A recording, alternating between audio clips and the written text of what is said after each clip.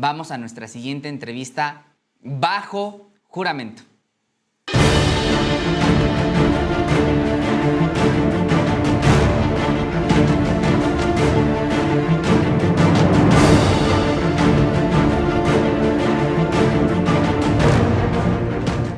Ahora sí, estamos totalmente en vivo y en directo con una de las personas que pretende llegar a ser, por supuesto, ministro de la Suprema Corte de Justicia de la Nación. Usted lo ha visto en recorridos, lo ha visto en mercados, lo ha visto en el sur del país. Ahora le preguntaremos si irá al norte. No requiere mucha presentación. Usted lo ha visto y escuchado mucho antes de que iniciara la campaña en este espacio como colaborador, como uno de nuestros analistas siempre muy bien invitado. Hoy tengo el gusto de hacerle una entrevista bajo juramento al candidato a ministro de la Suprema Corte de Justicia de la Nación, César Gutiérrez Priego. Candidato, bienvenido. ¿Cómo estamos, Máximo? Un placer saludarte. Cuéntame, lo veo quemadillo del rostro. ¿Qué ando haciendo? Mira, nos fuimos al sureste mexicano. Tuvimos la oportunidad de estar, llegamos incluso a Quintana Roo. Sí. Volamos por el AIFA, por Mexicana, llegamos al Aeropuerto Internacional de Tulum, nos fuimos al Tren Maya y empezamos lo que fue la campaña por el sureste. Y obviamente, pues el clima hace calor. Sí. A lo mejor no tuvimos mucho cuidado y utilizamos a lo mejor bloqueadores o cosas de estilo, pero normalmente no los utilizo, entonces pues era poco probable que nos pusiéramos a utilizarlo en campaña. Sí. Pero la verdad es que nos fue muy bien, tuvimos mucha aceptación por parte de la gente, nos gustó mucho la interacción con las personas y nos dimos cuenta que en México, dependiendo incluso cada estado de la República, las necesidades son completamente distintas en cuanto a las cuestiones jurídicas, ¿no? Que es la que nos corresponde a nosotros como candidato a ministro de la Suprema Corte de Justicia de la Nación. Sí, aunque uno ocupe mucho bloqueador, de cualquier forma el bronceado es cuando vas al sur del país, cuando vas a Quintana Roo, sin duda que quedas bastante muy bronceado. Candidato, te pregunto porque tú eres especialista y para quien no te conoce, si me lo permites, preguntarte ¿qué estudiaste? ¿Cuál es tu trayectoria académica o profesional? Mira, yo soy licenciado en Derecho, soy especialista en Seguridad Nacional, soy especialista en Derecho Militar, soy especialista en Derecho Penal y además tengo una maestría en la Administración Pública, tengo una maestría en Derecho Penal, estoy estudiando un doctorado, apenas estoy doctorante, todavía no me titulo y tengo especialidades en diferentes temas, ¿no? Que pues como todos, la mayoría de los abogados hemos hecho diversos diplomados en justicia alternativa, justicia para adolescentes, un sinnúmero, ¿no? Juicios de amparo, derecho constitucional, etc. Es parte del complemento que tenemos nosotros como profesionistas. Y toda mi vida me he dedicado yo a postular, que es litigar de forma privada en mi despacho, y nunca he trabajado para el gobierno, nunca he sido candidato, nunca he tenido absolutamente nada que ver, ni siquiera como asesor de ninguna institución gubernamental. Y obviamente pues, me conoce mucha gente porque hago análisis de carácter jurídico, hago análisis en cuestiones de seguridad, soy socio de una empresa de seguridad y obviamente pues eso me he dedicado los últimos 25 años de mi vida. Regálame un comentario porque hoy, y justamente aprovechando tu experiencia, tu trayectoria en la materia, hoy en el martes de seguridad, la presidenta Claudia expuso una cifra muy alentadora, una reducción cercana del 25% en homicidios dolosos 2018-2025 a la fecha. ¿Tú sí ves un antes y un después en la estrategia de seguridad con la llegada de la Cuarta Transformación? ¿O por el contrario, ya ves que están estas voces que dicen que hay más balazos que abrazos? ¿Tú qué opinas? Mira, hay que recordar que incluso se tergiversa cuando se habla de abrazos no balazos. Porque abrazos no balazos era estar cerca de los jóvenes que en sexenios anteriores lo que nos decían era que eran daños colaterales, ¿no? O ninis. Los ninis, acuérdate que se les acusaba en aquellos jóvenes que no tenían las oportunidades a lo mejor para salir y ponerse a trabajar, que es completamente distinto. Yo lo veo con mis hijos el día de hoy, ¿no? Cuando yo a lo mejor tenía la edad de mis hijos, a lo mejor lo único que necesitaba era un trabajo de medio tiempo, ir a la universidad y con eso cumplía ciertas necesidades. El día de hoy la mayoría de los jóvenes tienen una gran problemática. Tienen que hablar otro idioma, tienen que tener una maestría a los 25 años, tienen que salir por un sueldo que es miserable y mínimo. ¿Por qué? Porque recordemos que existía incluso el outsourcing, que era yo te contrato, no te doy beneficios sociales, te pago una miseria, no trabajas realmente para la empresa donde estás. Todo eso se empezó a cambiar. Sí. Cuando tú criminalizas al joven desde el día uno, pues obviamente le estás abriendo la puerta a que muchos de estos jóvenes, al tener la necesidad de buscar llevar el sustento a su familia, pues obviamente que cayeran en los brazos del crimen organizado. Cuando tú empiezas a ver lo que se inicia a hacer en el gobierno anterior con el expresidente Andrés Manuel López Obrador, en donde se empieza a ir a las causas, se empieza a ver cuál era la problemática, no se criminaliza a los jóvenes, trataron de forma inmediata de buscar una forma en ir en contra de esa estrategia. Y empezaron a hablar entonces que como los abrazos, no balazos, no servían, era abrazos para los delincuentes y balazos para los ciudadanos de bien. Así lo quisieron criminalizar. Sí, sí. Pero cuando de repente llega la doctora Claudia Sheinbaum, tiene un gabinete de seguridad muy profesional, empezamos a ver la forma de trabajar de forma directa, empezamos a ver esa coordinación que existe y todo esto para los que quieran mentir y decir que tiene que ver con la política de Donald Trump, se hizo desde que ella llega. Incluso hacen un plan muy ambicioso los primeros 100 días y yo soy de los que sale a decir, ojalá y lo consigan, pero se me hace muy ambicioso.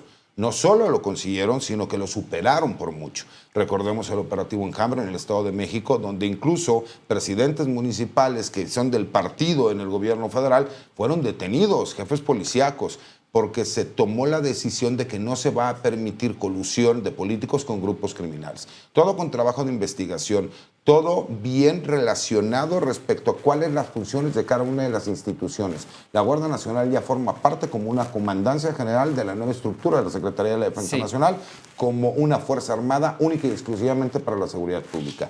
Rompimos con muchos mitos que la militarización, que el militarismo, cuando la gente ni siquiera entendía los conceptos. El mismo gobierno de los Estados Unidos, que ha sido uno de los mayores detractores de la estrategia de seguridad mexicana de los últimos 30 años, reconoce que históricamente son los mejores resultados en estos 6 meses de los últimos 30 años en la historia del país. Si tienes un reconocimiento como tal, pues obviamente ves números que te dan una proyección de que lo que se ha estado haciendo desde el sexenio pasado, coordinado con pues nos lleva hacia un mejor país, con menor inseguridad. Y que por qué es importante la reforma al Poder Judicial, porque el único problema que nosotros estábamos teniendo en esta nueva estrategia de seguridad es que tuvimos que mandar hacia los Estados Unidos extraditados a 29 líderes criminales que fueron los principales líderes de los últimos 40 años que no se podían extraditar. ¿Por qué? Pues porque había colusión con miembros del Poder Judicial. Tan es así que vimos al secretario de Seguridad y Protección Ciudadana, Omar García Harfuch, incluso a la semana siguiente a la presidenta de México decir que tenían información verificada de investigaciones en donde miembros del Poder Judicial iban a otorgar amparos para que salieran en libertad y a otros para que no fueran extraditados. Tuvimos que mandarlos a Estados Unidos por cuestiones de seguridad nacional. Estamos hablando con el abogado César Gutiérrez Priego, quien busca ser ministro de la Suprema Corte de Justicia de la Nación. Preguntarte así simple y llanamente, ¿para qué quieres ser ministro de la Suprema Corte? En mi caso personal, yo tengo una vivencia en donde viví una injusticia personal. Y para mí es una oportunidad de reivindicación muy grande, pero no por mí, no por mi familia, no por mi padre. Es para que no exista la corrupción que existe en el Poder Judicial y que una familia de mexicanos tenga que vivir todo el peso del poder de forma injusta e ilegal como nosotros lo vivimos. ¿Por qué? Porque quiero, y yo lo he dicho abiertamente, acabar con la corrupción del Poder Judicial de la Federación, regresarle la honorabilidad a la Suprema Corte de Justicia de la Nación y recordarle a todos y cada uno de los ministros y ministras de la Corte que si a alguno se le ocurre robarse algún expediente, llevarse las computadoras, esconder fojas de los expedientes en donde hubo hechos con apariencia de delito y que estos hayan sido derivados de la corrupción, que tengan mucho cuidado porque ya desapareció el Consejo de la Judicatura Federal, habrá un nuevo Tribunal de Disciplina Judicial y que se le dará vista de absolutamente todas las omisiones que se puedan conocer y que inmediatamente la Fiscalía General de la República iniciará carpetas de investigación y que tengan cuidado porque muchos de ellos pueden terminar en la cárcel. Qué bueno que mencionas lo de la corrupción porque efectivamente el pasado 1 de junio el pueblo de México salió a votar, entre otras cosas, por ese proyecto que decía que iba a haber una reforma en el Poder Judicial. Esa reforma, entre otras cosas, pretende terminar con la corrupción, de la cual ya estamos cansadas las y los mexicanos, que aún impera en el Poder Judicial. Como ministro, ¿qué vas a hacer para combatir la corrupción? En primer lugar, lo que yo te decía, cada que nosotros veamos hechos con apariencia de delito, lo tenemos que denunciar al Tribunal de Disciplina Judicial. Eso es de forma inmediata. Pero segundo, a mí me gustaría saber todos aquellos expedientes que existen en la Suprema Corte de Justicia de la Nación y que tienen un rezago, ¿por qué están rezagados? ¿Cuál ha sido el motivo por el cual no se han sometido, ¿no?, los proyectos para que puedan ser votados? Hay intereses de por medio. Todos sabemos, y pongamos el ejemplo de este multimillonario dueño de una televisora, en donde algunos mencionan que a lo mejor por ahí se perdió un expediente. Tenemos que saber exactamente qué es lo que sucede con esos expedientes, saber por qué no se han votado, saber cuáles han sido las técnicas legales para que incluso ha llegado a la Suprema Corte de Justicia de la Nación, desaparecen las salas, ya nada más se va a trabajar por medio del Pleno, lo cual mucha gente ha criticado porque dicen que el Pleno no tendrá la posibilidad a lo mejor de resolver de forma rápida muchos de estos asuntos. Me parece que el protagonismo que han tenido muchas ministras y ministros es lo que hace que se retrase las discusiones en el Pleno. Me parece que para eso necesitamos que los perfiles sean muy claros, técnicos, jurídicos, pero además transparentes. ¿Por qué? Porque cuando cada quien quiere llegar y tener el lucimiento personal, porque sales en la televisión y quieres llamar la atención, me parece que tienes que ser muy concreto, explicar con palabras muy sencillas cuál es el proyecto, si se vota a favor o se vota en contra, cuál es la forma como se va a llevar a cabo y ser transparente y explicar el porqué. Sí, porque eso muchas veces en el mundo de los abogados es todo un tema. No parece que hablan otro idioma y nos dicen sobreseído. Sí, el sobreseimiento, ¿no? ¿Qué es eso, el no abogado? al lugar, ¿no? Mira, Bueno, no nos dé una clase de derecho, mejor cambien el lenguaje, ¿no? En la Suprema Corte. Es algo por lo cual yo siempre me parece que me ha ayudado a conectar con la gente.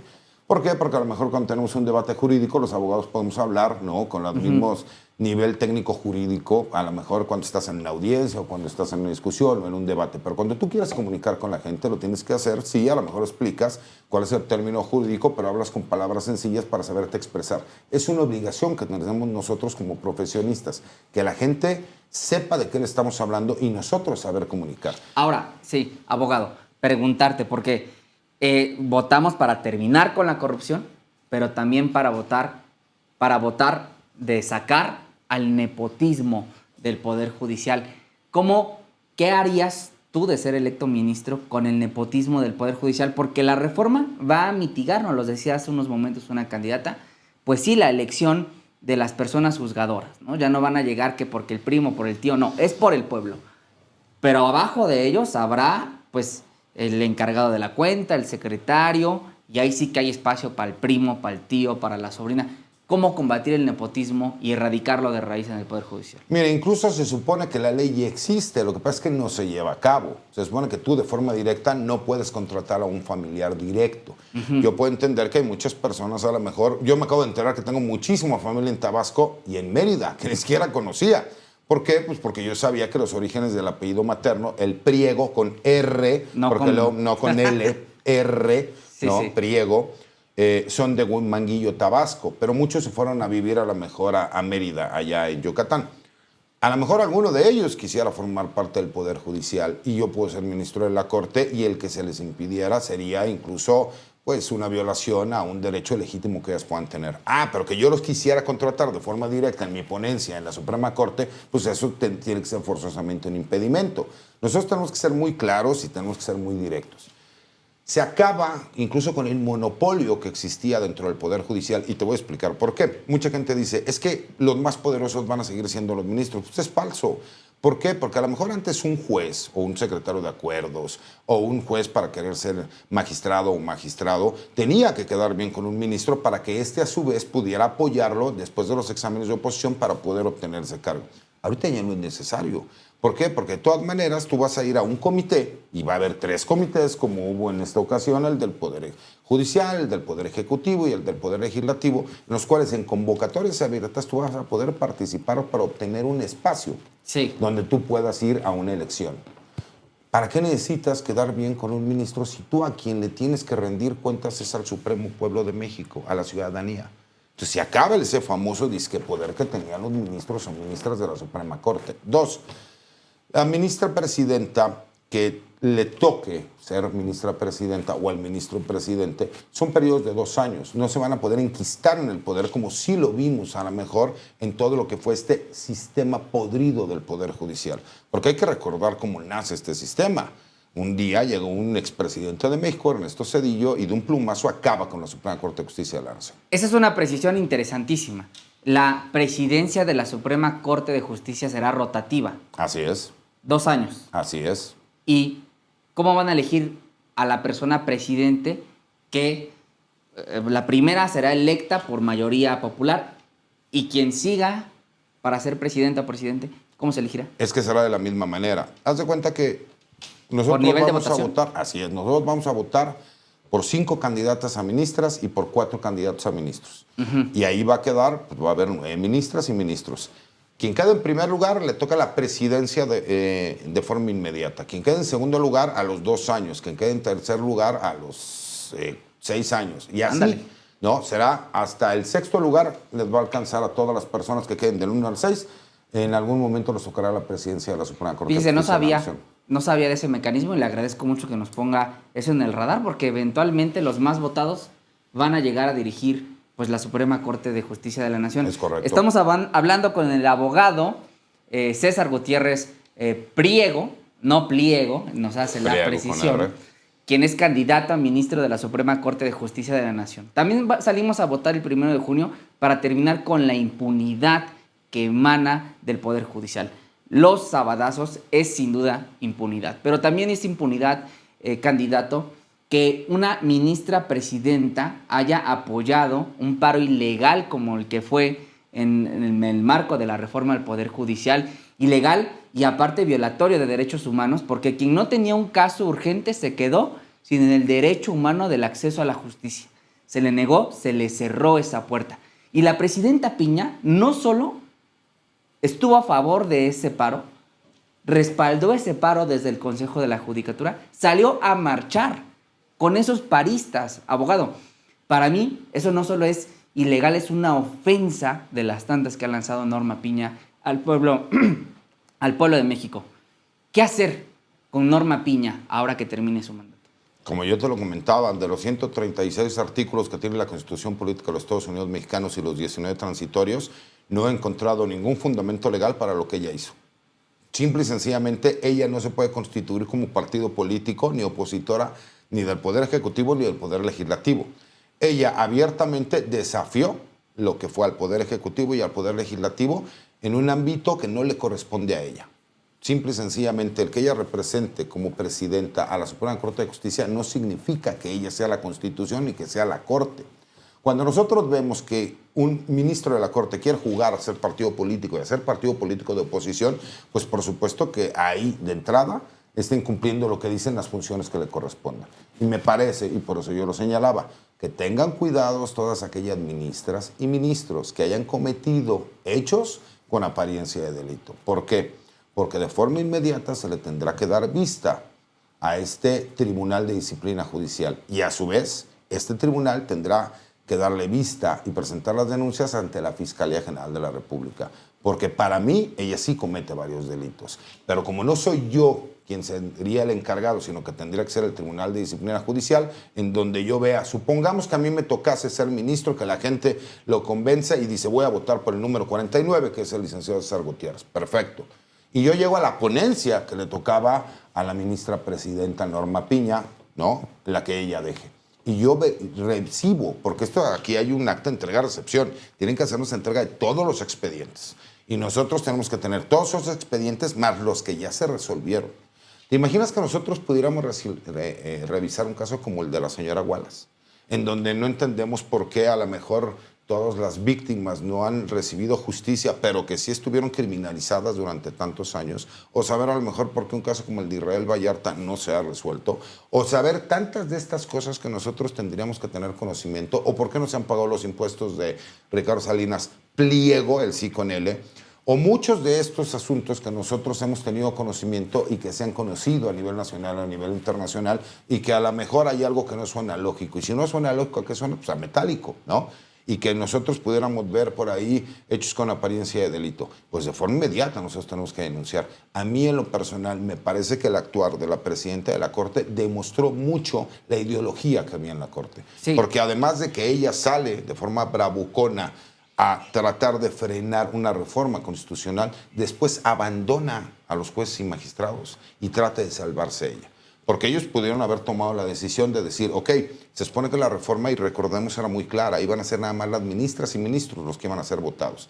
Y por capricho de ella, y por ella reunirse en lo oscurito con el presidente del PRI, Alejandro Moreno, que nadie dice que no se pueda reunir, pero tiene que ser público y tienes que explicar por qué se van a reunir. Recordemos los mensajes que ella manda en la madrugada al ahora gobernador de Puebla, pero que en aquel entonces era el presidente del Senado, Armenta, en donde lo amenaza. Incluso yo al principio hasta dudé y que me disculpe el ahora gobernador, porque decía, ¿cómo la presidenta de la Corte le va a mandar mensajes en la madrugada? Bueno, pues ella misma salió a corroborarlo. Lo mismo sucedió en esta reunión secreta. ¿Por qué hacer algo bueno que se ve pésimo? Pues porque no era algo bueno. Tú no puedes jugar a ser un... Se habla de contrapeso. Sí, el Poder Judicial es un contrapeso, no la ministra presidenta ni los ministros. Ellos no pueden, ellos tienen que interpretar la ley. En ningún momento en la Constitución te menciona que la ministra presidenta es la Constitución. Está completamente equivocada. Lo que también es un hecho irregular es cambiar a medio de una votación para declarar constitucional o no una ley, en este caso una reforma constitucional, como lo fue cambiar el criterio de 8 a 6 votos en medio del partido que se estaba jugando para definir la constitucionalidad de esta ley. Te lo pregunto llano y claro, abogado, si tú encuentras alguna irregularidad en la administración de Norma Piña, ¿vas a dar parte a las autoridades competentes, en este caso al Tribunal de Disciplina Judicial? Sí, por supuesto, y a la Fiscalía General de la República, pero por supuesto, yo lo he dicho desde el día 1. Nosotros para acabar con la corrupción tenemos que acabar con la impunidad. Hay que ver que otro milagro de la Cuarta Transformación es que revivió el Fiscal General de la República en este sexenio. Hay que aprovecharlo. Ya vimos que sí es un tipo que tiene capacidades y puede ser brillante. Hay que aprovecharlo porque si nosotros no permitimos que exista impunidad, vamos a acabar con la corrupción. Porque ahora ya vemos que todas las candidatas y todos los candidatos, otro milagro de la Cuarta Transformación, son de izquierda y buscan justicia social. Cuando incluso muchos de ellos marcharon y públicamente salieron a estar en contra de la reforma. Pero hoy que son candidatas y candidatos, entonces la aplauden y piden el voto. Pues me parece no solo ilógico, una incongruencia, ¿no? Estamos hablando con el abogado, candidato a ministro de la Suprema Corte de Justicia de la Nación, el abogado César Gutiérrez Priego, quien, por cierto, abogado, pues para nadie es, no es como que se pueda meter debajo de las piedras, o no es como que no estemos pendientes las personas que seguimos la elección del Poder Judicial. ¿Cómo es que las encuestas te ponen en un lugar bastante privilegiado con el respaldo popular? Eso consignan las encuestas. De hecho, hay una encuesta de Massive Caller que te pone muy, pero muy arriba. ¿Qué opinas sobre estas encuestas? ¿Qué opinas del respaldo que has recibido en la calle? De entrada me deslindo de cualquier encuesta que pueda hacer Massive Caller porque ya ves que tiene márgenes de error de 25 puntos arriba o 25 puntos abajo. Entonces, de entrada me deslindo de Pero te pone hasta arriba. No importa, hay otras encuestas que también me ponen hasta arriba, ¿no? Y hay algunas otras que me ponen en segundo lugar, décimas abajo de quien pueda estar en primer lugar. Eso se da por el reconocimiento que me ha dado la gente, porque hemos sabido comunicar. ¿Cuál ha sido siempre la intención?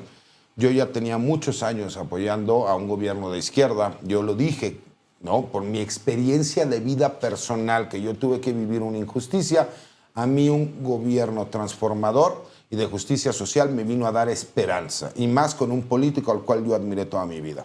Y segundo, ¿no? Independientemente de todas las luchas internas que hubo por ahí, la verdad es que siempre el perfil de la doctora Claudia Sheinbaum para mí era pues el perfil a seguir, y además porque yo vengo de una familia en donde mis abuelos fallecieron sin que yo los conociera, donde mi padre se ve envuelto en un problema de carácter legal y viene todo el peso del Estado en contra de él. Entonces las mujeres han tenido un gran peso en mi vida, ¿no? Y para mí, yo ver a la primera comandanta suprema de las Fuerzas Armadas me parece que es algo histórico. Eso me ayudó a mí para poder continuar con todo lo que he estado haciendo ahora, que ha sido la lucha. Y por supuesto que la gente, yo desde mi trinchera, pues a lo mejor hemos hecho que la gente se sume un poco a nuestra visión. Cuando abiertamente yo digo que sí voy a participar, no solo empiezo a tener aceptación, sino que la gente se va sumando al tipo de campaña que nosotros hicimos. ¿Cómo es el tipo de campaña que yo hice? Yo hago una campaña en donde involucro a la gente para que la gente sienta que está conmigo en la asamblea informativa, que la gente sepa que está conmigo en la entrega de volantes. No que te la vamos gente... bailando. No, y no sé bailar, difícilmente lo haría, ¿no? Tampoco te dices, vas preparado con un chicharrón. No, cada quien tiene forma de a lo mejor intentar de comunicar con la gente. Lo que En mi trato de decir caso, es que el efecto de tu campaña, que ha sido, porque lo he visto, o sea, no me lo cuentan, pues estás en territorio, abogado, vas a los mercados, vas a plazas públicas, vas a las zonas marginadas del oriente del Estado de México, tu servidor que es de allá, pues eso sí nos gusta, eso sí queremos ver. Gente que quiere llegar a ser ministro de la Suprema Corte, suelo y saliva, abogado. así es, y gastar suela, y hay que recordar algo, mi querido Máximo. ¿Dónde está la verdadera problemática? Pues en la gente que tiene los menores recursos, tiene las menores posibilidades. ¿A mí de qué me sirve irme y que me hagan un eventazo de 4,000, 5,000 personas y todo el mundo me grite ministro y me den un abrazo y me aplaudan? Terminando el evento no se van a acordar ni siquiera de qué hablé ni quién soy. Pero a mí, yo vengo de una casa donde mi padre era de izquierda y mi madre era de ultra izquierda. Mi abuelo, Jesús Gutiérrez Cardoso, que lo pueden checar en internet, luchó al lado de Zapata en el Ejército Liberador del Sur, hombre de izquierda de toda la vida. Y después fue diputado del Estado de Morelos y le tocó estar en el Congreso que hizo la Constitución. Estuvo en el constituyente de la Constitución del Estado de Morelos. Y por el lado de mi madre, un hombre de izquierda, abogado, César Alfredo Priego Broca, que también lo pueden checar en internet, Sí. el cual crea la primera secundaria en el estado de Yucatán, afuera de Mérida, en Progreso, Yucatán. No y vas le a- pone nombre Carlos Marx. ¿No vas a cambiar, abogado, cuando seas electo ministro? Tengo una gran ventaja, nunca he sido yo político, nunca he trabajado en el gobierno, entonces yo lo que diga lo puedo cumplir porque nunca le he fallado a la gente. Entonces para mí es una gran ventaja, primera. Segunda, las personas que trabajan conmigo, las personas que me conocen saben exactamente cómo soy, siempre ha sido igual. Para mí no es hacer campaña, porque incluso tú te puedes dar cuenta si yo me como un taco, si sé comer un taco, si me tomo una caguama, si me sé tomar una caguama, y no como algún político que en algún momento intentó comerse un taco y no sabía cómo agarrar una tortilla, o que decía que le daba muchísimo coraje ver a la gente que se gastara su dinero en caguamas, ¿no? Hay muchas cosas que para mí son muy normales porque a la gente se le olvida. Mi padre era militar, yo me eduqué en los regimientos de caballería, en las unidades habitacionales militares. O ahora resulta que los militares vienen de la élite y No, son es un de la ejército. nobleza. Pues es un pueblo, es el pueblo uniformado, la Sí, sí. famosa raza de bronce, ¿no? Y yo es donde me crié, la gente que me crió y que me ayudó fue el tipo de vida que a mí me tocó tener. La gente que me conoce mucho tiempo sabe cómo soy exactamente y cómo conecto yo con las personas. Por eso para mí el invitarlos a que vean cómo es mi campaña, cómo lo estamos haciendo, que nosotros hacemos abiertamente nosotros las invitaciones a quien quiera seguirme. Y nos ha tocado desde que vaya al periódico Reforma, el Heraldo de México, La Jornada, o sea, y medios derechosos hasta muchos medios alternativos o medios de izquierda. Nosotros cuando llegamos a algún lugar, por ejemplo, si llegamos a Yucatán, lo primero que hacemos es le mandamos correos electrónicos y mensajes a todos los medios que pudimos ubicar en ese estado. Y así lo hacemos en cada uno. Entonces hemos tenido cobertura, obviamente, de las personas que siguen nuestra campaña y de muchísimos medios locales que incluso ahora están muy contentos y nos piden material para poder nosotros seguir compartiendo. ¿Por qué lo hacemos? Porque nosotros, que estamos acostumbrados como hombres de izquierda, que vengo de una familia de izquierda, Sí. que es pues, por medio de la comunicación directa, del debate incluso muchas veces ríspido, pero con respeto, de la asamblea informativa, de la entrega de volantes, pues nosotros maximizamos el mensaje pues, con las grabaciones que nosotros hacemos y explotamos nuestras redes sociales, las cuales son nutridas desde hace varios años. Estamos hablando, insisto, con el candidato a ministro de la Suprema Corte de Justicia de la Nación, el candidato César Gutiérrez Priego. Le pido al equipo que nos... Dos preguntitas más. La última, la penúltima, candidato. Hemos hablado de corrupción, hemos hablado de impunidad, hemos hablado de Norma Piña, pero César Gutiérrez, ¿cuál es el principal compromiso que haces para con la gente en esta campaña de resultar ser electo? Que acabemos con la corrupción dentro del Poder Judicial de la Federación y que le regresemos la honorabilidad a la Suprema Corte de Justicia. Mi lema de campaña principal es: no descansaremos hasta que la justicia se convierta en ley. ¿Por qué? ¿Cuántas veces nos ha tocado escuchar que chin, pues puede ser injusto, pero es legal. Si algo es injusto, pero es legal, entonces la ley está mal. Yo no puedo cambiar la ley porque es el trabajo del legislador. Yo no puedo prometer cambiar la ley. Lo que sí puedo prometer es denunciarlo. Y segundo, fijar los criterios mediante las herramientas jurídicas que tenemos, que es la tesis y la jurisprudencia, que eso sí lo puede hacer la Suprema Corte de Justicia de la Nación.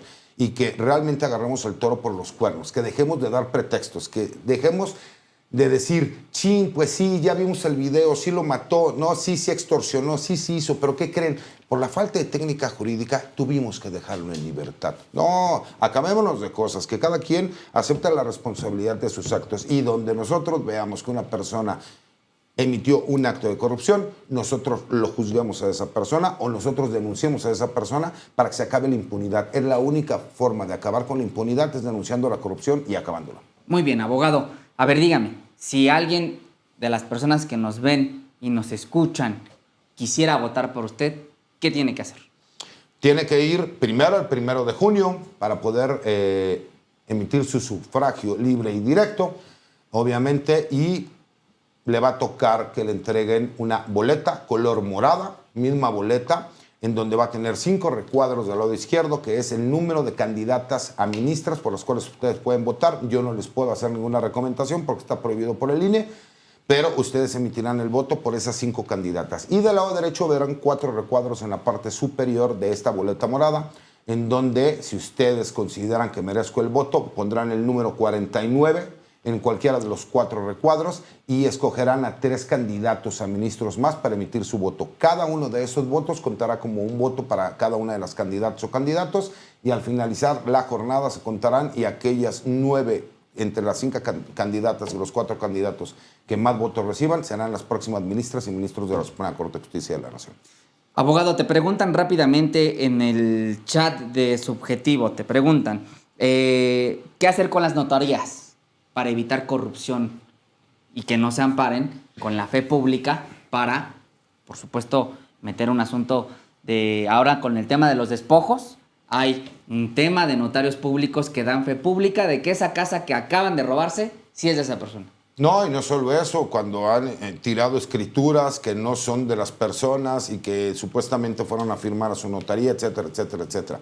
Recordemos que cada que hay violación a derechos humanos, la Suprema Corte de Justicia de la Nación sí puede intervenir, pero lo que sí puedo prometer es todo aquel funcionario con fe pública, como los notarios o los corredores públicos, que también la tienen, en ciertos actos de carácter mercantil, que cometan delitos, eso sí, de forma inmediata, nosotros podemos denunciar directamente en la Fiscalía General de la República. Y todo aquel notario o corredor público que se atreva a cometer este tipo de actos, que me han denunciado muchísimos en todo el sureste, les prometo que vamos a hacer lo posible para que terminen en la cárcel y se les revoque las patentes de notario que les han otorgado. Porque no puede ser posible que se sigan prestando a formar parte de carteles inmobiliarios que ya hay en diferentes partes de la República. Pues ahí está, fue una pregunta que salió. 3 personas preguntando sobre el tema de los notarios.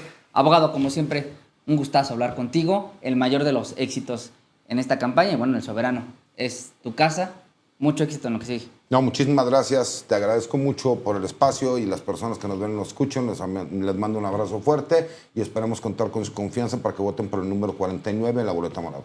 Bueno, pues ahí lo tiene. Es el número 49 de la boleta para ministros, para ministras de la Suprema Corte de Justicia de la Nación. Muy agradecido con usted que nos ve y que nos escucha totalmente en vivo y en directo por la señal del Soberano. Nos vemos el día de mañana. Que tengan buen provecho.